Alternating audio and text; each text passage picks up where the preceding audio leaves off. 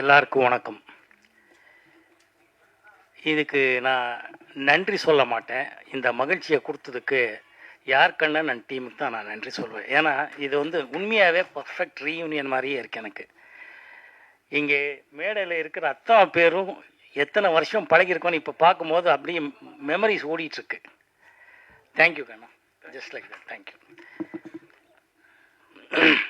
இதுக்கு முன்னாடி செல்வமணி சாரும் தானு சாரும் ஒரு மேட்டர் பேசினார். அது கம்பீரமான விஷயங்கிறதுனால அதை பற்றி ஒரு நிமிஷம் பேசிடுறேன். இப்போது செல்வமணி சார் சொன்ன விஷயம் என்னன்னா, இந்த டைரக்டரோட லெட்டருங்கிறது மலையாளம் படம் ப்ரொடியூஸ் பண்ண எனக்கு தெரியும், அங்கே இது யூனியனில் இருக்குது சார்.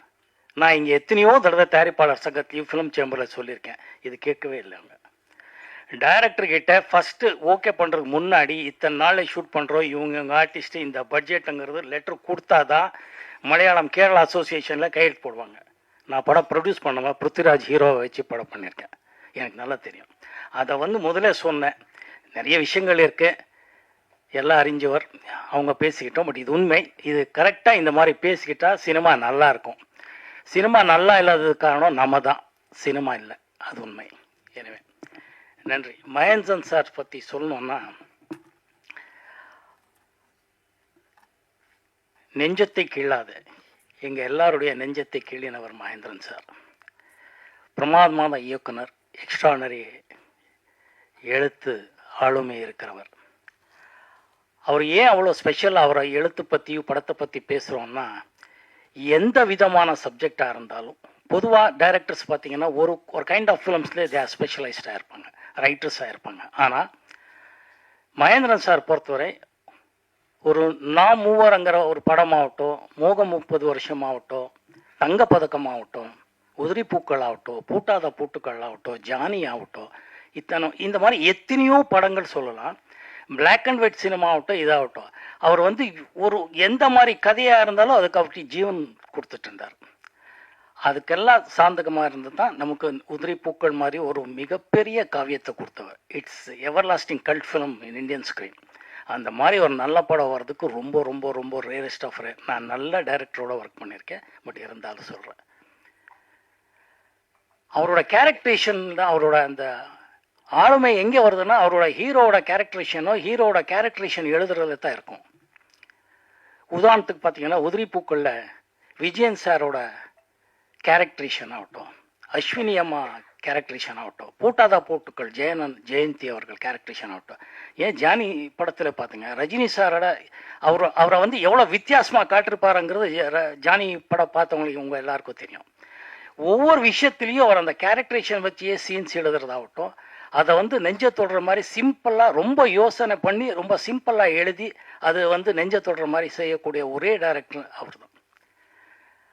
அவரை பற்றி பேசுகிறதுல எங்களுக்கு எல்லாம் பெருமையாக இருக்குது, கொஞ்சம் கௌரவமாக இருக்குது.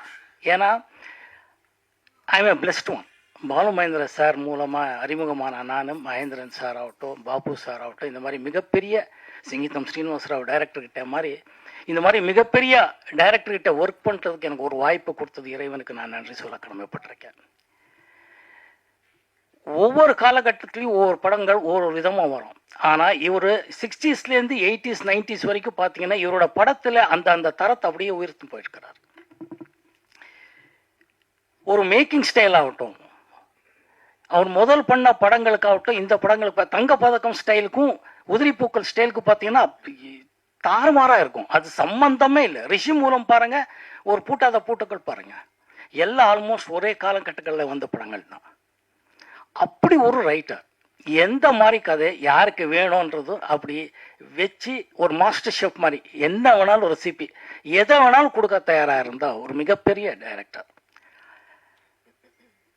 அவரை பற்றி இன்னும் நிறைய சொல்லணும். இங்கே நிறைய பேர் இவங்களை பற்றி நிறைய சொல்ல வேண்டியது இருக்குது. பட் டைமை கருதி சொல்லணும்னு ஆசைப்படுறது ஒவ்வொருத்தர்கிட்ட பர்சனலாகவே பேசினேன். உதாரணத்துக்கு இப்போ தான் தானு சார் பற்றி சொல்லிட்டு இருந்தேன். 80sலேருந்து ஆக்டிவாக இருக்கிற ஒரு ப்ரொடியூசர், டிஸ்ட்ரிபியூட்டர் எத்தனை பேர் இருக்கிறாங்க இன்னைக்கு? அந்த ஆளுமைக்கு தான் நன்றி சொல்லணும். அவருக்குள்ளேயே ஒரு ஸ்கிரிப்ட் ரைட்டர் இருக்கிறாரு, இயக்குனர் இருக்கிறாரு, மியூசிக் டைரக்டர் இருக்கிறாரு, ஒரு லிரிக் ரைட்டர் இருக்கிறாரு, ஒரு நல்ல ரசிகன் அவர். ஆக்சுவலாக அவர் அந்த மாதிரி ஒரு டைட்டில் அவர் கூட எடுக்கலாம் அவர். ஏன்னா அந்த மாதிரி ஒவ்வொரு விஷயத்துலையும் ஒவ்வொருத்தருக்கு இருக்குது. லெனின் சார் பற்றி எப்படி சொல்கிறது நான், அவர் வந்ததில் ரொம்ப மகிழ்ச்சி. அவர் வரமாட்டாரன்னு நான் கண்ணேன். நான் சொன்னேன் எப்படியாவது ட்ரை பண்ணுறான் மனுஷனை, எப்படியாவது கூட்டிகிட்டு வாடா பார்க்கணுன்னு ஆசைப்படுறேன்னு.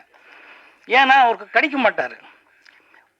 எப்படி ஒரு பாசிட்டிவாக சொல்லக்கூடிய மாமனிதன் அவர்னா, ஒரு காலகட்டத்தில் எனக்கு பணமே இல்லை, படம் பண்ணுறதை பற்றி பேசிட்டு இருந்தேன். ஏஎம் ஸ்டூடியோவில் சாரை பார்த்தோம். அப்படியே அந்த எடிட்டிங், அந்த எல்லாருக்கும் தெரியும் எடிட்டிங் ரூம்ஸ். எங்கே என்ன மோகன் சார் என்ன எங்கே எங்கேண்ணா? இல்லை சார் இப்படியே வந்திருக்கேண்ணே. எப்போ படம் பண்ணுறீங்க அப்படின்னா, சார் சும்மாங்க சார் பணமே இல்லைண்ணே. படம் பண்ணுறதுக்கு பணம் எதுக்கு அப்படின்னா, ஏய் என்னடா அப்படின்றதுக்குள்ளே உள்ள வாங்க அப்படின்னு கூட்டிகிட்டு போய் ஒரு சின்ன குட்டி கதை சொல்கிறார். அவ்வளோ தன்னம்பிக்கை வர வைக்கிறார். Thank you sir, thank you Lenin sir. Steeles Ravi என்னோட நண்பன், எங்கள் எல்லாருக்கும் நண்பன். நம்ம நெஞ்சத்துக்கு இல்லாததுலேருந்து அப்படியே வந்தோம், இன்றைக்கும் வளர்ந்துட்டுருக்கோம். பாறைவளல் அங்கெங்கேயோ இருக்கான், நான் அதுக்கப்புறம் பார்க்குறேன். அந்த மாதிரி மிக சிறந்த சாரை வந்து பார்க்கணும்னு எத்தனை இடத்துல கேட்டிருக்கேன்னு எனக்கு தான் தெரியும். சார் இப்போ சொன்னேன் சார், நான் உங்களுக்கு அதை கொடுங்க ஐயா. நான் வந்து இவரை பார்க்கணும்னு சொல்லும் போதெல்லாம் எனக்கு கரெக்டான கனெக்டாக கிடைக்கல. இங்கே பார்த்தோன்னே எனக்கு எத்தனை நல்ல பாடல்கள் எழுதியிருக்காரு என் மனுஷன். மியூசிக் போடுறது மட்டும் இல்லை, சிங்கரும் ஆகட்டும், லிரிக்ஸ் எவ்வளோ இங்கே தொடர மாதிரி எழுதினம்மா. இவருக்கு நான் சொன்னேன் பர்சனலாக வீட்டுக்கு வந்து பார்க்குறேன் சார், தயவுசெய்து உங்கள் ஃபோன் நம்பரை வாங்கிக்கிறேன்னு சொன்னேன்.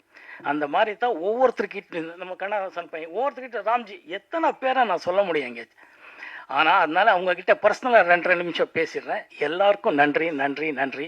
மகிழ்ச்சி. ஸ்னேகன் ஆகட்டும், குட்டியம்மா ஆகட்டும், அவங்க என்ன சொல்கிறது, அவங்க எல்லாருக்கும் அம்மா ஆயிட்டாங்க. இந்த வழக்கறிஞர்கள் சொல்லணும், அம்மா உங்கள் அம்மா மாதிரி எனக்கு நிறைய பேர் ரசிகர்கள் இருக்கிறதுனால தான் இன்றைக்கும் நான் நல்லா இருக்கேன். தமிழில் இருக்கிற அத்தனை தாய் குலத்தோட ஆசீர்வாதத்தில் தான் இன்றைக்கும் நல்லா இருக்கேன். நன்றி சொல்லுங்கம்மா உங்கள் அம்மாவுக்கு. தேங்க்யூ. மேடையில் வீட்டிற்கும் எல்லா பெரியவங்களை, இந்த கலை உலகத்தை நிஜமாவே ரசிக்கக்கூடியவங்க, ரொம்ப ஆர்வமாக பேஷனட் டிக்னிட்ரிஸ்க்கு என்னோட வணக்கம். எல்லாருக்கும் வணக்கம். அதே மாதிரி இங்கே வந்திருக்கும் அனைவருக்கும், மீடியா, ப்ரெஸ் எல்லாருக்கும் உங்கள் தேவயானி ராஜ்குமார்னு அன்பான வணக்கம். வாழ்த்துக்கள். டைரக்டர் மகேந்திரன் சாரோட பேரில் இந்த அகாடமி ஸ்டார்ட் பண்ணுறீங்க. கண்ணன் சார், உங்களுக்கு வாழ்த்துக்கள் சார். நன்றி. ஆமாம், நல்லபடியாக நடக்கணும் அகாடமி. நானே எவ்வளோ வருஷங்கள் இந்த இண்டஸ்ட்ரியில் இருந்தாலும், ஒரு நடிகையாக இருந்தாலும், எவ்வளவோ எக்ஸ்பீரியன்ஸ் இருந்தாலும், எவ்வளவோ டைரக்டர்ஸ் கூட ஒர்க் பண்ணியிருந்தாலும், எவ்வளோ படங்களில் ஒர்க் பண்ணியிருந்தாலும், பிரசாத்ங்கிற ஒரு இன்ஸ்டிடியூட், பிரசாத் மல்டிமீடியாவில் வந்து ஒரு கோர்ஸுக்கு வந்து படித்து ஒரு குறும்படம் எடுத்தேன். ஸோ அந்த மாதிரி ஒரு அகாடமி வேணும். அந்த அகாடமிக்குள்ளே வந்து படிக்கும்போது தான் தெரிஞ்சது, எவ்வளவோ ஸ்டூடெண்ட்ஸ் வந்து டிஃப்ரெண்ட் ஜானர்ஸ் ஆஃப் லைஃபில் இருந்து வந்து அவ்வளோ ஆர்வமாக வந்து படிக்கிறதுக்கு வராங்க. ஒரு பையன் ஐடியிலிருந்து வரான், ஒரு பையன் டாக்டர், ஒரு பையன் ஆந்திரா, 2 பேர் ஆந்திராவிலிருந்து வராங்க. சம்பந்தமே இல்லை, நம்ம இண்டஸ்ட்ரிக்கும் அவங்களுக்கும் சம்பந்தமே இல்லை. அந்த மாதிரி வயசானவங்க 50 வயசு 60 வயசு ஆளுங்கள் கூட வந்து இதே பிரசாதில் வந்து என் கூட படிச்சிருக்காங்க. என்னோட முன் பேட்சில் பின் பேட்சில் படிச்சிருக்காங்க. குறும்படத்தில் நடிக்கிறாங்க, ஆர்வமாக இருக்காங்க இண்டஸ்ட்ரியில் நடிக்கிறதுக்கு. எனக்கு தினசரி ஃபோன் பண்ணுறாங்க, மேடம் ஏதாவது ஒரு வாய்ப்பு கொடுங்க, உங்கள் சீரியல்லையும் படங்கள்லையும் எங்களை கொஞ்சம் ரெக்கமெண்ட் பண்ணுங்க அப்படி சொல்லி அவ்வளோ ஆர்வமான உள்ளங்கள் நான் பார்த்தேன் அந்த அகாடமியில் வந்ததுனால. எவ்வளவோ பைத்தியமா இருக்காங்க சினிமா பத்தி, சினிமாக்குள்ள நுழையிறதுக்காக. என்னோட குறும்படம் நான் எடுத்தது அப்புறம் இது எல்லாம் நான் தெரிஞ்சிட்டேன். நம்மளோட சினிமா இண்டஸ்ட்ரிக்கு வெளியில் கூட அப்படி இருக்காங்க இது படிக்கிறதுக்கு. ஸோ அந்த மாதிரி ஒரு அகாடமி நீங்க ஆரம்பிக்கிறீங்க சார், பெரிய டைரக்டரோட பேர்ல ஆரம்பிக்கிறீங்க. அதனால அங்கே சிறப்பு முறையோட எல்லாம் கற்றுக் கொடுங்க. கற்றுக் கொடுத்துட்டு வேலிடேஷன் ஃபங்க்ஷன் மட்டும் வச்சா பத்தாது. சர்டிஃபிகேட் கொடுத்துட்டு அது மட்டும் இல்லாமல் என்னோட சின்ன ஒரு சஜஷன், அங்க படிக்கிற பசங்கள்ல நீங்களே தேர்ந்தெடுங்க யாரு நிஜமான நல்ல டேலண்ட் உள்ள பசங்க. அது டைரக்ஷனா இருக்கலாம், ஆக்டிங்ல இருக்கலாம், சினிமாடோகிராஃபிக்ல இருக்கலாம். அந்த மாதிரி சில பேர் பயங்கர டேலண்ட் உள்ள வருவாங்க இருப்பாங்க. அந்த மாதிரி டேலண்ட் உள்ள பசங்கள்ல சார் நம்மளோட இண்டஸ்ட்ரியில சேர்ந்து டைரக்டர்ஸ் கிட்ட அனுப்புங்க.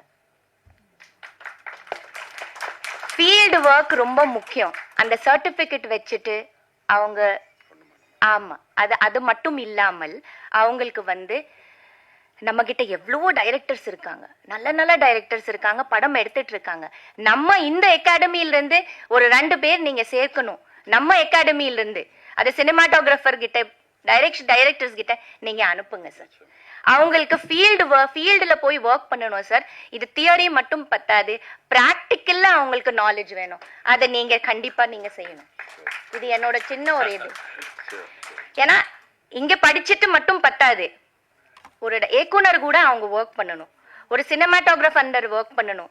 அந்த லொகேஷன்ல என்ன நடக்கணும்னு உண்மையான ஒரு நாலேஜ் பிராக்டிக்கல்ஸ் அவங்களுக்கு கிடைக்கணும் சார்.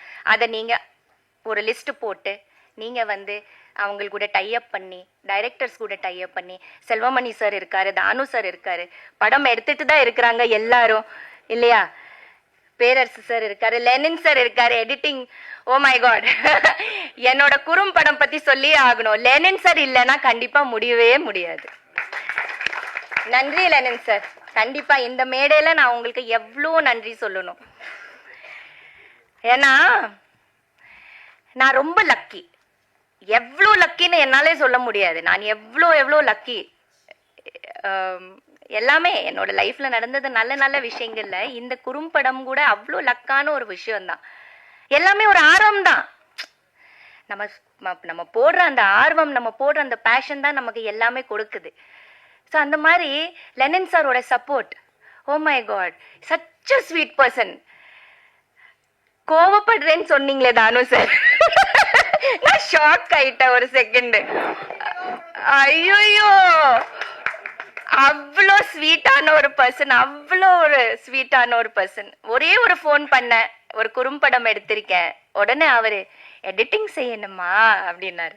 ஆமா சார் எடிட்டிங் செய்யணும், உடனே வாங்கன்னு சொல்லி என்னை வர வச்சு ஃபுட்டேஜ் பார்த்துட்டு சும்மா சின்னதா ஒரு எடுத்திருக்கேன். எனக்கே பயம், ஐயோ என்ன சொல்லுவாரோன்னு பார்த்துட்டு. ஆனா அதை எப்படி நம்ம சரி பண்ணலாம், எப்படி ரெக்டிஃபை பண்ணலாம், எவ்வளோ அழகா அதை எடிட் பண்ணலான்னு சாரோட இது இல்லான்னு கண்டிப்பா முடியாது. அவரோட சப்போர்ட்டுக்கு ரொம்ப ரொம்ப ரொம்ப ரொம்ப நன்றி. அதே மாதிரி ராஜா சார் இருக்கட்டும், அவரும் ஐயோ ஃபுட்டேஜ் பார்த்ததும் மியூசிக் பண்ணி கொடுத்த இளையராஜா சாருக்கு எப்பவுமே நன்றி. ஸோ அந்த மாதிரி இந்த குறும்படத்துக்கு அந்த மாதிரி சேர்ந்துச்சு சார். குறும்படம் எல்லாம் ஓகே, லெட் இட் பி. இந்த அகாடமி நல்லபடியா நடந்து நிறைய இங்க பசங்கள் வந்து படிச்சு அப்புறம் போய் டைரக்டரோ ஆக்டரோ ரைட்டர்ஸோ எவ்ரிதிங் ஏதாவது ஆகணும்னா கண்டிப்பா இந்த அகாடமி நல்லபடியா வரணும். நிறைய பேர் இங்க இருந்து படிச்சுட்டு வெளியில் வரணும். நானும் புதுமை பித்தன் படத்துல ஒரு ஷெட்யூல், ஒரு அன்ஷெட்யூல்ல வந்து மகேந்திரன் சார் டைரக்ஷன் பண்ணாரு. ஆமா, so I was very lucky that I got a chance to work in sir's direction. அந்த டைம்ல எனக்கு தெரியல பெருசா. The only thing I knew he is a very big director. He's done very big films. அந்த மாதிரி தான் எனக்கு தெரியும் தவிர. ஆனா அப்புறம் பயம், ஏன்னா அவ்வளோ ரெஸ்பெக்ட், ஒரு பயம், நம்ம இன்டராக்ட் பண்ண முடியல ஒன்றும். பட் அவர் கூட அவரோட டைரக்ஷன்ல ஒர்க் பண்றதுக்கு எனக்கு ஒரு சான்ஸ் கிடைச்சது அந்த படத்துல. So I was very lucky. So thank you so much. Thank you to everybody on the stage, all lovely people on the stage. எல்லாரும் கூட எனக்கு நல்லா தெரியும். ஸோ எல்லாருக்கும் வணக்கம். Thank you thank you thank you. 2 நாள் முன்னாடி தான் சாருக்கு பாராட்டு விழா நடந்தது, முந்தா நேரத்தை. இன்னைக்கு சாரோட பக்கத்துல உட்கார வச்சிருக்காங்க. ரொம்ப பெருமையா இருக்குது. Thank you thank you sir, thank you. இந்த விழா வந்து மிக மிக ஒரு முக்கியமான விழா இது. ஏன்னா தமிழ் சினிமாவில் 100 ஆண்டுகளை கடந்து கூட ஒரு 5-6 பேர் இயக்குநர்கள் பேர் நினைவில் இருக்கும்னா அதில் மகேந்திரன் முதன்மையானவராக இருப்பார். பல்வேறு 5-6 பேர் இருக்காங்க. ஆனால் 100 ஆண்டுகளை கடந்தும் நம்ம எவ்வளோ படம் பண்ணுறோங்கிறது முக்கியம் இல்லை, என்ன மாதிரியான படம் பண்ணுறோங்கிறது தான் ரொம்ப முக்கியம். அதை விட இன்னொரு அதிர்ஷ்டம் என்னன்னா, அப்பன் பேரை கெடுக்காத பிள்ளைங்க பிறக்கணும், குரு பேரை கெடுக்காத சிஷியும் கிடைக்கணும். மறைந்த பிறகு கூட இன்னைக்கு ஏதாவது அவங்க டாப்ல இருக்கும்போது சொல்லிப்பாங்க, நான் மகேந்திரன் அசிஸ்டன்ட், நான் பாரதி ராஜா அசிஸ்டன்ட். ஆனா பல இயக்குநர்கள் கிட்ட ஒர்க் பண்ணியிருப்பாங்க, இன்னைக்கு அவங்க நல்ல நிலைமையில் இருப்பாங்க, அவங்களோட அசிஸ்டன்ட் அவங்க சொல்லிக்க மாட்டாங்க. அப்போ கலைமணி சார் என்கிட்ட ஒரு தடவை சொன்னார், நான் உதவியாளர் இருக்கும்போது, அவர் ஒரு பெரிய ஹீரோ மிகப்பெரிய இடத்துக்கு வர்றதுக்கு அவர் முக்கியமான காரணம். அவர் பேர் அவர் சொன்னதில்லை. அப்போ கலைமணி சார் சொல்லும்போது சொன்னார், இல்லை செல்வமணி, நம்ம பேர் அவன் சொல்லணும்னா நம்ம கூட உயர்ந்த இடத்துல இருக்கணும்னு. நம்மளால அவன் உயர்ந்த இடத்துல இருக்காங்கிறது முக்கியம் இல்லை, அவன் நம்ம பேரை சொல்லணும்னா நம்ம கூட உயர்ந்த இடத்துல இருக்கணும், அப்போ தான் அவன் நம்ம பேரை சொல்லுவான்னு. ஆனால் அது அப்படிலாம் இல்லாமல் அவர் மறைந்த பிறகு கூட அவர் நினைவால் ஒரு இன்ஸ்டியூட் ஆரம்பிக்கிறதுங்கிறது உண்மையிலே நம்ம யார்கண்ணனுக்கு எவ்வளவு பாராட்டினாலும் தரும். ஆனால் யார்கண்ணன் என்னோட மிகச்சிறந்த நண்பர். அவரோட நெருங்கிய பழக்கமே எனக்கு ஒரு படைப்பாளிகள் ஆரம்பிக்கும் போது அவரோட எனக்கு நெருங்கிய பழக்கம். அப்போ தான் அதுக்கு முன்னாடி தூரமாக பார்த்து மதுக்கூர் கன்னடா தான் தெரியும் எனக்கு, அள்ளி தந்த வானம் எழுதணும், அவர் தான் இவரான்னு கூட எனக்கு தெரியாது. வரும்போது படைப்பாளி ஆரம்பிக்கும் போது பாரதி ராஜாவுக்கு நானும் வி சேகரும் லெஃப்ட் ரைட்டு, அது மாதிரி எனக்கு யார்கண்ணனும் சசிமோகனும் லெஃப்ட் ரைட்டு, இவங்க இருந்தால் தான் அப்போ 24 மணி நேரம் 6 மாதங்களுக்கு மேலாக தொடர்ந்து எந்த விதமான பிரதிபலனும் இல்லாமல் எங்களுடைய பணி இருந்தது. அப்போ தான் யார்கண்ணனோட உழைப்பு, அவருடைய எழுத்து திறமை எல்லாத்தையுமே நான் தொடர்ந்து எங்கெங்கெல்லாம் பயன்படுத்த முடியும் அவர் பயன்படுத்தி வந்தேன். அது மட்டும் இல்லாமல் யார்கண்ணன்னா ஒரு சுயமரியாதை உள்ள ஒரு இயக்குனர். எப்படின்னா, நாங்கள் இப்போ மேடம் சொன்னாங்க இல்லையா, இப்போ நாங்கள் டைரக்டரை உருவாக்குறோம், நாங்கள் கூட சரி இப்போ டைரக்ட் பண்ணுறோம், அதில் ஒரு இதை விட நம்மக்கிட்ட இருக்கவங்க ஒரு கொஞ்சம் பேர் டைரக்டர் ஆக்கலாம். நம்ம இன்ஸ்டியூட்டில் நம்ம டைரக்டர் யூனியன்லேருந்து ஒரு 50 பேருக்கு வேறு இடத்துல சான்ஸ் வாங்கி கொடுத்து அவங்க ஷார்ட் ஃபிலிம் பண்ணுறதுக்கு ஒரு வழி பண்ணியிருந்தோம். அப்போ ஒரு 25 படங்களில் மிகச்சிறந்த படங்களை தேர்ந்தெடுத்து அதுலேருந்து ஆர்டிஸ்ட் இவங்கெல்லாம் நடிக்கலாம், அவங்களாம் ஒரு அவார்டு கொடுக்குற மாதிரி ஒரு நிகழ்ச்சி பண்ணி அந்த ஒரு சிறந்த நடிகைக்கு ஒரு அவார்டு கொடுத்தோம். அந்த அவார்டை வாங்க வரும்போது தான் எனக்கு அது யார்கண்ணனோட மகள்னே தெரியும். எனக்கு அது வரைக்கும் யார்கண்ணனோட பழகினா கூட இது என்னோட மகள்னு அவர் சொன்னதே இல்லை. என் மகன் எடுக்கா சார், நீங்கள் ஏதாவது ஒரு அவார்டு கொடுங்க அப்படிலாம் இல்லாமல் அவங்க தேர்ந்தெடுத்து அவங்க நம்ம அவார்டு மேடையில் கொடுக்கும்போது இது யார்கண்ணனோட மகள் அப்படின்னு சொன்னாங்க. அந்த வகையில் நண்பர்கள்கிட்ட கூட எந்த விதமான பிரதி உபகாரமும் எதிர்பார்க்காத ஒரு நண்பர் யார்கண்ணன். அவருக்கு எனக்கு நிறைய கருத்து முதல் வந்திருக்கு, ஆனால் உறவு முதல் இது வரைக்கும் வந்ததில்லை. நல்ல மிக சிறந்த நண்பர், நல்ல முயற்சி எடுத்திருக்காங்க. இதெல்லாம் விட சிறந்த இது குட்டி பத்மினி சொன்னது தான் மிகச்சிறந்த விஷயம் கண்ணன். ஏன்னா குட்டி பத்மினி உண்மையாக இன்டர்நேஷ்னல் லெவலில் யாரையும் தொடர்பு கொள்ளக்கூடிய மிகச்சிறந்த ஒரு கனெக்ட் பண்ணக்கூடிய மிகச்சிறந்த இடத்துல அவங்க இருக்காங்க. யாரை வேணாலும் அவங்களால கனெக்ட் பண்ண முடியும். தமிழ் சினிமா அவங்களை சரியாக பயன்படுத்திக்கல. நான் கூட 2-3 தடவை அவங்களோட பயணித்தேன். ஆனால் அதை யாரும் அவங்க எப்பவுமே என்னன்னா, இங்கே இது ஒரு ஆணாதிக்க சமூகம். இது அவங்க ஒருத்தர் சாதிச்சவங்களை பார்த்து ஒன்று பொறாமையாக இருக்கும், பெண்ணை பார்த்தோன்னே ஒன்று பொறாமையாக இருக்கும், இல்லை சீப்பாக இருக்கும். அதுதான் அவங்களோட திறமையை யாரும் இங்கே சரியாக இடப்பட மாட்டாங்க. அது தமிழ் சினிமாவும் அப்படி தான். அவங்க நினச்சிருந்தா இன்னைக்கு தமிழ் சினிமாவில் அவங்கள சரியாக பயன்படுத்தியிருந்தா இன்னைக்கு தமிழ் சினிமா கண்டவங்ககிட்ட போய் பிச்சை எடுக்க வேண்டிய அவசியம் இல்லாத ஒரு இடத்துல தமிழ் சினிமா இருந்திருக்கு. நாங்கள் கஷ்டப்பட்டு ஒரு மிகப்பெரிய ஒரு கோமை இது ஒரு ஒரு அட்சய பாத்திரத்தை கொண்டு தமிழ் சினிமாவுக்கு கொண்டு கொடுத்தோம். தமிழ் திரையினங்களோட எடுத்த எவங்ககிட்டே நீங்கள் போய் பிச்சை எடுக்க வேண்டாங்க. அது இன்னைக்கு ஓடிடி ஆகி அது இன்னைக்கு மிகப்பெரிய லெவல் வந்திருக்கும். அன்னைக்கு குட்டி பத்மினிக்கு ஜிடிவியில் இன்னைக்கு ஜிடிவியே வந்திருக்காது. ஜிடிவி எங்ககிட்ட அன்னைக்கு நெகோஷியேட் பண்ணுறாங்க. தமிழ் திரை 49%, தமிழ் இவங்க ஜிடிவி 51%. நாங்கள் ஆரம்பிக்கலாம், நம்ம சேர்ந்து ஆரம்பிக்கலாம், நம்மளே ஜிடிவியே வேண்டாம் நீங்களே பண்ணுங்கன்னு கூட. ஆனால் அன்னைக்கு இருந்தவங்களுக்கு அதனோட வேல்யூ தெரியல, எங்களோட வேல்யூவும் தெரியல, எதிர்காலத்தோட வேல்யூ தெரியல. இன்னைக்கு எங்கெங்கேயோ போய் கை கட்டி நிற்க வேண்டிய இடத்துல தமிழ் சினிமா இருக்கு. அந்த வகையில் குட்டி பத்மினி சொல்லியிருக்காங்க, நிச்சயமாமா நீங்க உங்களுடைய இது கண்ணனுக்கு கொடுங்க. அந்த சர்டிஃபிகேட்டுங்கிறது ரொம்ப முக்கியமான, வேலிடேஷனுங்கிறது ரொம்ப முக்கியமான விஷயம். அது யார் வேலிடேட் பண்றாங்கிறத வச்சு தான் அந்த ஸ்டூடெண்ட் வெளியே போய் சொல்லிக்க முடியும். அந்த வகையில் கஷ்டப்படாம உங்கள்கிட்ட இன்னைக்கு ஒரு மிகப்பெரிய லக் அடிச்சிருக்கு இன்னைக்கு மேடையில். அந்த வகையில் குட்டி பத்மினிக்கு நன்றி.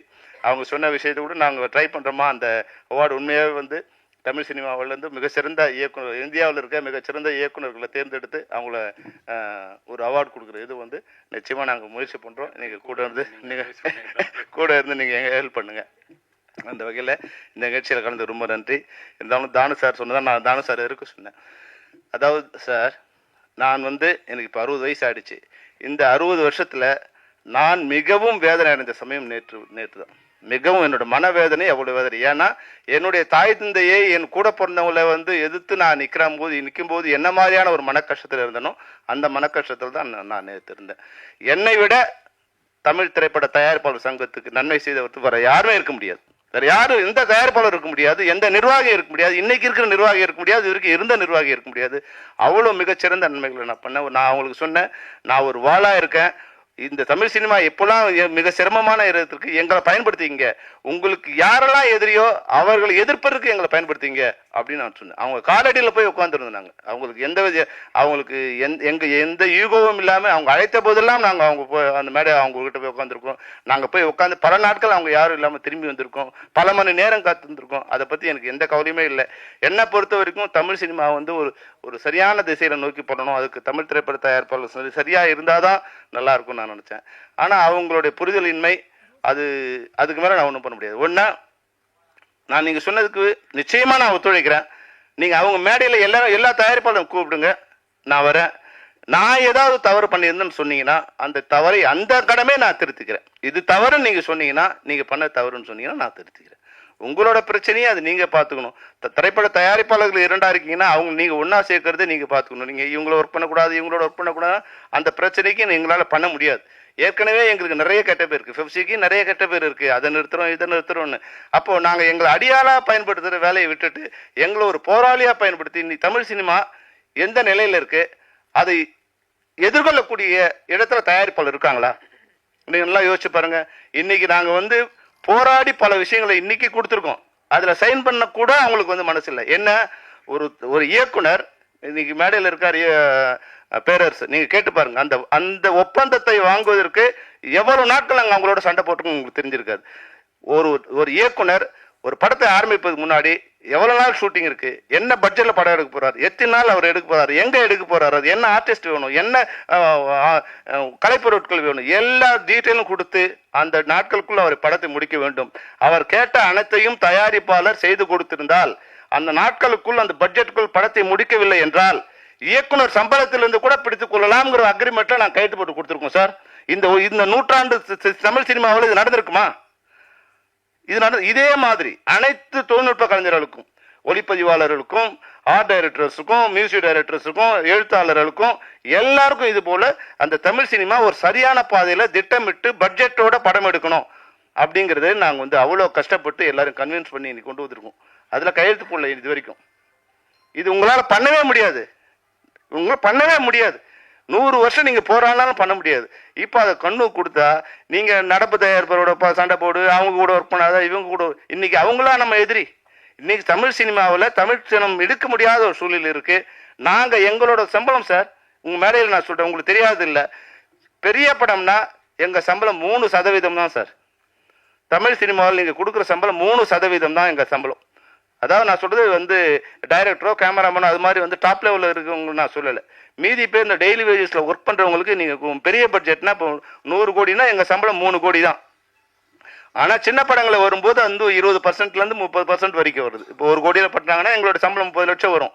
ஆனா பெரிய படங்களுக்கு 3% தான். இப்போ நாங்க இப்போ இந்த 10% 20% நான் ஃப்ரீயா பண்ணா உங்களுக்கு லாபம் வந்துருமா?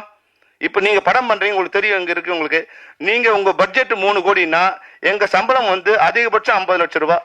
இப்ப வெறும் 50 லட்சம் தான் உங்களுக்கு நஷ்டமா? 3 கோடியில நீங்க படம் பண்ணீங்கன்னா 4 கோடி நஷ்டம் இன்னைக்கு. அதுதான் இன்னைக்கு தமிழ் சினிமாவோட நிலைமை. எல்லாம் இந்த படத்தை ஃப்ரீயா அவங்கவுங்க வாங்கிட்டு தான் இருக்காங்க தவிர ஒருத்தரும் விலை கொடுத்து வாங்க தயாரில்லை. ஃப்ரீ டிஸ்ட்ரிபியூஷன், பணமே இல்லாம தேட்டர்ல கொடுக்கணும், அட்வான்ஸ் கூட கிடையாது. அப்புறம் ஓடிடில எந்த விதமான ஷேரிங் இல்ல, வந்தா ஷேரிங், பணமே இல்லாம எல்லாரும் ஓட்டிட்டு அவன் லைப்ரரியில நம்ம படங்கள் போய் உட்காந்துருக்கு. இதெல்லாம் போராடுறதுக்கு உண்டான இது சக்தி எல்லாரும் ஒருங்கிணைந்தான் பண்ண முடியும். இதையெல்லாம் இல்லாம விட்டுட்டு என்னோட சண்டை போடுறதுல என்ன நியாயம் இருக்கு? என்னோடங்கிறது பெப்சியோட சண்டை போடுறதுல எந்த நியாயம் இல்லை. எங்களால முடிந்த அனைத்து உதவிகளையும் அனைத்து விஷயங்களையும் அவங்க கேட்காமலே நான் பண்ணி கொடுத்துருக்கேன். இன்ப நாள் இது, இனிய நாள் இது. மேடையில் விட்டிருக்கும் மேன்மை தங்கியவர்களுக்கும், அரங்கத்தின் நிறை நல்லோர்களுக்கும், ஊடக நண்பர்களுக்கும், பத்திரிகை நண்பர்களுக்கும் என் பணிவான மாலை தமிழ் வணக்கத்தினை மகிழ்வோடு தெரிவித்துக் கொள்கின்றேன். யார் கண்ணன் வந்து முதல் புள்ளியார் சுழி போட்டது கலைப்புலின்ற ஒரு பெயர் எழுதினார் 1984. அதுதான் யார். அவர் அன்னைக்கு எழுதின எழுத்து இன்றும் என்றும் அது நிலைத்து கொண்டிருக்கிறது. ஆனால் அவரை சந்தித்தது வந்து சுரேஷ் மஹாலில் டப்பிங் தேட்டரில் நான் அவரை முதல் சந்திக்கிறேன். அப்போ வந்து கை கொடுக்கும் கை படத்தினுடைய டப்பிங் சவுகார் ஜானேமா வந்து டப்பிங் பேசிட்டு போகிறாங்க. மகேந்திரன் சார் இல்லைப்பா, மகேந்திரன் இருந்தால் கூட தப்பிச்சிக்கலாம்பா டப்பிங்கில், இந்த கண்ணங்கிட்ட மாட்டிங்கன்னு அவஸ்தப்படுறதா அது விடவே மாட்டேன்றான். அப்படி சீரும் சிறப்புமாக செதுக்குறான் ஒவ்வொரு ஃப்ரேமையும் அப்படின்னு சொன்னாங்க. யார் அந்த கண்ணன் அப்படின்னு கூப்பிட்டு பேசினேன். அப்போ 2 பேரும் வந்தாங்க, சக்தி சுப்பிரமணியம், மதுக்கூர் கண்ணன். அப்போ நான் சொன்னேன், நீங்கள் எங்கள் ஆஃபீஸ் வாங்க, எங்களுக்கு ஒரு படம் பண்ணி கொடுங்கன்னு சொன்னேன். அதுதான் யார். அது நார்த் உஸ்மான் ரோட்டில் அலுவலகம் திறந்து அவர் புள்ளியார் சுழி போட்டு ஆரம்பித்த படம் தான் யார். அது வந்து அதில் வந்து என்னென்னா, அதில் சற்றப்ப இந்த விழாவில் மொத்தத்தில் என்னவோ ஒரு உண்மை முழு லட்சம் போட்டு காட்டத்தான் செய்கிறது. அந்த படத்தில் பணியாற்றிய என்னுடைய ஆத்மார்த்த நண்பர் ஸ்டில்ஸ் ரவி அவர்களும், PRO பாரிவல்லல் அவர்களும், படத்தொகுப்பு செய்த லெலின் சார் அவர்களும் இந்த மேடையில் பார்க்கும்பொழுது உண்மையிலே சொல்லனா இன்பம் சூழ்ந்து இருக்கிறது. இப்படிப்பட்ட சூழ்நிலையில் யார் படத்தினுடைய 100வது நாள் விழா சூப்பர் ஸ்டார் ரஜினி சார் வந்து அந்த விழாவை நடத்தி கொடுக்குறாரு. அவர் வந்து மேடையில் பேசும்போது சொல்கிறாரு, இந்த மாதிரி தானுவை பார்க்கும்போது எனக்கு ஏழை நண்பன் பணக்கார நண்பன் ஒரு கதையை சொல்லி ஏழை நண்பனாக தானு நினைக்கிறேன், இப்படிப்பட்ட பணக்காரெல்லாம் மேடையில் வச்சிருக்கிறாரு, அவருக்கு ஒரு படம் பண்ணி தரப்போகிறேன்னு சொல்லி அன்றைக்கி நைட்டு கண்ணனை கூப்பிட்டு எனக்காக ஒரு கதை சொல்லினார். கண்ணை வேற ஒரு கதைக்கு போனார், அவர் கதையை விட்டுட்டாரு. அது ஒரு சின்ன வருத்தம் எனக்கு வாழ்நாளெலாம் அது வருத்தம் இருக்க தான் செய்யும். எப்படியாப்பட்ட ஒரு வாய்ப்பை மிஸ் பண்ணி கண்ணே கன்னியாகுமரியன் போனாருன்றது ஒரு அது ஒரு அதாவது அவருடைய கவித்துவமான ஒரு கலைஞன். அள்ளித்தந்த வானம் மண்ணை அல்லவா, சொல்லித்தந்த பூமி தந்தை அல்லவான்னு எழுதினவர் இல்லையா, அது இன்றைக்கும் எல்லாருக்கும் பிடிச்ச பாட்டா அங்கேயும் கனாதபடி எங்கும் ஒழிச்சின்னு இருக்குது. அப்படிப்பட்ட கண்ணன் வந்து மகேந்திரன் சார் பேரில் ஆரம்பிக்கும்போது மகேந்திரன் சாருக்கும் எனக்கும் ஒரு பெரிய ஒரு நட்பு இருக்குது. எனக்கு வந்து 91 தையல் கான் படத்துக்கு கதை கொடுத்தவர் எஸ்மி முத்துராம் சார் இயக்குனர். அப்போ அவரோடு பழகிய பழக்கம். அதனால் அவருடைய பையன் ஜான் மகேந்திரனுக்கு வந்து நான் சச்சின் படம் கொடுத்தேன். இப்போ திரும்பவும் 18ஆம் தேதி அது ஏப்ரல் மாதம் ரிலீஸ் ஆகும்போது இன்னொரு பிரளயத்தை அந்த படம் உருவாக்குன்னு நான் நம்புகிறேன். அந்த அளவுக்கு மிக சிறப்பாக பண்ணியிருக்காங்க. மகேந்திரன் சார் மேலே இப்படி ஒன்று ஆரம்பிக்கிறது வந்து ரொம்ப சந்தோஷமான விஷயம். ஏன்னா நான் வந்து என்னுடைய வாழ்க்கையில் ஒரு லவ் மேரேஜ் பண்ணி ஒரு குழந்தை பெற்று ரொம்ப ஒரு கஷ்டமான ஒரு நிலைமையில இருந்தேன். அப்போ தான் வந்து சினிமா இண்டஸ்ட்ரி ஃபுல்லாகவே வந்து பெண்கள் ஒப்ளைஜ் பண்ணாதான் வேஷங்கிற மாதிரி ஒரு பரிமாணத்தை நோக்கி போயிட்டு இருந்துச்சு. அப்போ மகேந்திர சாரை போய் நான் பார்த்த உடனே எந்த வித எதிர்பார்ப்பும் இல்லாமல் எனக்கு ஒரு வேஷம் கொடுத்தாரு. அந்த நன்றியை வந்து என்னால் மறக்கவே முடியல. அப்போ அவர் வீடு வந்து ரொம்ப நாளைக்கு அப்புறம் நான் பெரிய ப்ரொடியூசராக மாறினேன். அப்போ அவர் வீடு ஜப்திக்கு வருதுன்னு தெரிஞ்ச உடனே நிஜமான உயரங்கள் அப்படின்னு ஒரு சீரியல் நான் ப்ரொடியூஸ் பண்ணிட்டு இருந்தேன். உடனே அவரை கூப்பிட்டு அவரை கொடுத்து அந்த வீட்டை வந்து காணிக்கையாக நான் வந்து என்னால் மீட்டு கொடுக்க முடிஞ்சது. அது எனக்கு ஒரு ரொம்ப சந்தோஷமான ஒரு விஷயம். நான் வந்து கவர்மெண்ட்டோட அஃபிலியேஷன் வாங்கி வச்சுருக்கேன் காலேஜுக்கு. ஆக்சுவலாக எனக்கு டைம் இருக்கலை. ஏன்னா நான் எப்போல்லாம் வந்து ஏதாவது ஒன்று பண்ணணும்னு நினைக்கிறேனோ உடனே ஒரு ஹிந்தி சீரியல் வந்துடும். இப்போ நான் ஹிந்தியில் வந்து 3 சீரியல் பண்ணிகிட்ருக்கேன். அதுவும் எனக்கு ரொம்ப பிடிச்சது மைத்தாலஜி. ஸோ நான் மைத்தாலஜி சீரியலாக பண்ணிகிட்ருக்கேன். இந்த மாமியார் மருமகள் சண்டை வேண்டாம் அப்படிங்கிறதுக்காக. ஏன்னா அதனால் ஜனங்களுக்கு நமக்கு சொல்கிறது எந்த விதமான நல்ல விஷயமும் கிடையாது. ஸோ அப்போ கண்ணன் சார் சொன்ன உடனே நான் சொன்னேன், சார் அஃபிலியேஷன் வந்து என்கிட்ட இருக்குது. நான் சொல்லலை, இப்போ இங்கே சொல்கிறேன். அஃபிலியேஷன் இருக்குது. ஸோ உங்கள் ஸ்டூடெண்ட்ஸுக்கு கவர்மெண்ட் சர்டிஃபிகேட்டே நம்மளால் கொடுக்க முடியும்.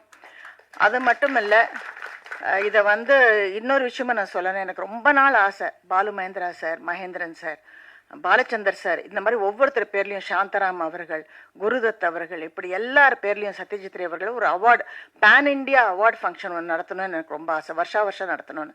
ஸோ நான் கண்ணன்ட்ட சொன்னேன், இவ்வளோ நல்லா பண்ணுறீங்கன்னா please conduct an award function and அதுக்கு தேவையான ஃபண்ட்ஸ் பூரா என்னால் கொண்டு வந்து தர முடியும். அதை நல்லபடியாக நம்மளால் பண்ண முடியும். பட் எது ஒன்றையும் நம்ம ஒழுங்காக பண்ணணும். சும்மா ஒரு இவங்களா டிசைட் பண்ணிட்டு 30 நாள்ல வந்து டிசைட் பண்ணிட்டோம் 30 நாள்ல கொண்டாங்கன்னா பாம்பே எல்லாம் அப்படி நடக்கவே நடக்காது. நம்ம ஒரு சிஸ்டமேட்டிக்கா ஒன்று பண்ணி கார்பரேட் ஃபீல்டுக்கு எப்படி வேணுமோ ஒரு 6 months 1 year மாதிரி அதை கரெக்டாக நம்ம பிளான் பண்ணி பண்ணோம்னா நெத்தியடி மாதிரி எவ்ரி இயர் செய்ய முடியும். கண்டிப்பா அந்த பேர்ல இருக்க விருதை வாங்குறதுக்கு எல்லா நடிகர்களுமே முன் வருவாங்க அப்படிங்கிறது என்னுடைய அபிப்பிராயம். இப்படி ஒரு நல்ல நிகழ்ச்சிக்கு என்னுடைய மனமார்ந்த வாழ்த்துக்கள். ஒரு சகோதரியா, ஏன்னா கண்ணன் சார் எங்க சீரியல்ல நிறைய ஆக்ட் பண்ணியிருக்காரு. ஜீவாக்கா வந்து அவங்க எனக்கு வந்து என்ன சொல்றது ஒரு கூட பிறந்த சகோதரி தான். ஸோ நான் அடிக்கடி அவங்க வீட்டுக்கு போறது இல்லையே தவிர அவங்க நல்லா இருக்கணும்னு எப்பவுமே நினைக்கிறேன். என்னால் எவ்வளோ முடியுமோ, ஏன்னா எனக்கு 2 சகோதரர்கள் 2 பேருமே இப்போ உயிரோட இல்லை. எங்கள் அண்ணன் பெரிய இன்ஸ்டியூட்ல இருந்தாரு, ஃபிலிம் இன்ஸ்டியூட்ல. ஸோ கண்ணன் தான் என்னுடைய சகோதரர். என்ன வேணாலும் நான் செய்ய தயாரா இருக்கேன். அனைவருக்கும் வணக்கம். ஒரு உணர்வுபூர்வமான விழாவில் எனக்கும் ஒரு நாற்காலி கிடைத்ததுக்காண்டி நான் நன்றி சொல்கிறேன். இங்கே வந்ததுக்கு பிறகு தான் தெரியுது இது ரீயூனியன்னு கன்ஃபார்ம் ஆகிடுச்சு. நான் கூட பார்த்தேன் திரைத்துறையில் ஒவ்வொரு ஜாம்பவானும் ஒவ்வொரு திசையை நோக்கி ஓடிக்கிட்டே இருக்காங்களே, எந்தெந்த காலகட்டத்திலலாம் இவங்க தனக்கான ஆளுமையை நிரூபிச்சிருப்பாங்கன்னு நினச்சேன்.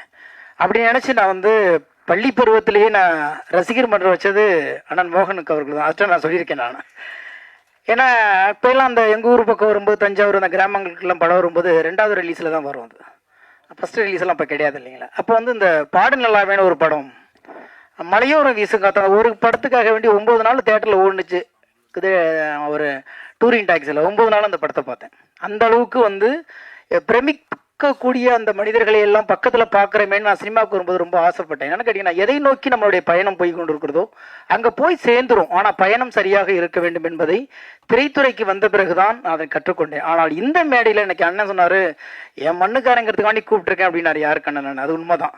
2வது இங்கே வந்ததுக்கு பிறகு சரி நிறைய வருவாங்கன்னு பார்த்தா எல்லாம் பார்த்தீங்கன்னா எல்லாம் ஒரே ஒரு ஸ்கூல், ஒரே ஒரு அறை, ஒரே ஒரு சாலையில் நடந்த மக்களை எல்லாம் ஒன்றாக கூப்பிட்டு ஒரு விழா நடக்கும்போது இது வந்து நான் வாழ்த்து அரங்கமாக பார்க்க முடியல, அனுபவங்களை சேகரிக்கிற ஒரு காலமாக நான் பார்த்துட்டு இருக்கிறேன்.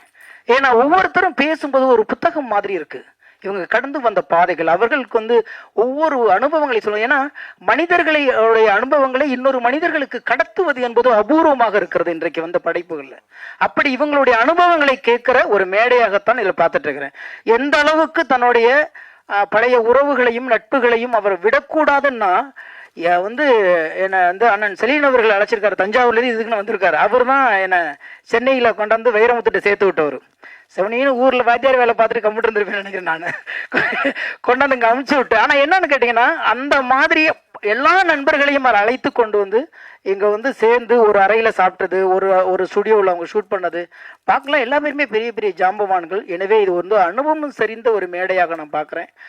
அனுபவம் சரிந்தவர்கள் எல்லாம் கூடுவதற்கான ஒரு களம் அமைந்திருக்கிறது. ஐயா இயக்குனர் மகேந்திரன் அவர்களுடைய பேரில் ஆரம்பிக்கப்பட்ட இந்த அறக்கட்டளை மூலியமாக கூடுகிறார்கள். எனக்கு என்னவோ இந்த இன்ஸ்டியூட்ல இந்த மாதிரி மாதம் ஒரு நிகழ்வு நடத்தி இவங்களுடைய அனுபவங்களை சொன்னாலே பின்னவர்கள் வருபவர்களுக்கு, இனிமேல் சினிமாவுக்குள் வருபவர்களுக்கு சினிமானா என்ன, உழைப்புனா என்ன, நேர்மைனா என்ன, படைப்புனா என்ன, எவ்வளவு தூரம் ஒரு வெற்றிக்காக கடக்க வேண்டியிருக்கிற இந்த அனுபவங்களே கூட அடுத்த தலைமுறைகளுக்கு கடத்தணும் அப்படிங்கம்னா இந்த மாதிரி ஒரு நிகழ்வை தொடர்ந்து இந்த இன்ஸ்டியூட்ல நடத்துனீங்கன்னா என்னை போன்றவர்கள் எனக்கு பின்னால் வருபவர்களுக்கும் இது மிகப்பெரிய பாடமாக இருக்கும் என்ற நம்பிக்கை இருக்கிறது. எனவே வாழ்த்த வயது இல்லை, உங்களுடைய அத்தனை சுவடுகளோடும் பின்தொடர்ந்து நடக்கிறேன். நன்றி, வணக்கம்.